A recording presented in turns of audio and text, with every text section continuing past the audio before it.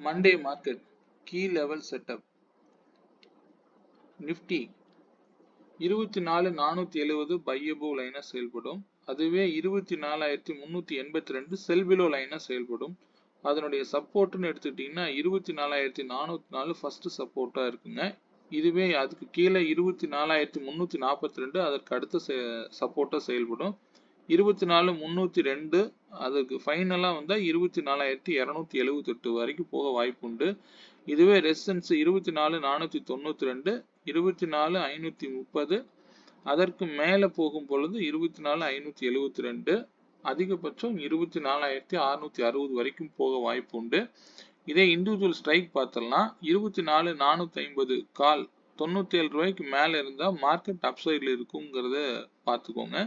அதே 24,500 புட்டு 97 ரூபாய்க்கு மேல இருந்தா மார்க்கெட் டவுன் சைட்ல இருக்குங்கிறது இதனுடைய மீனிங்.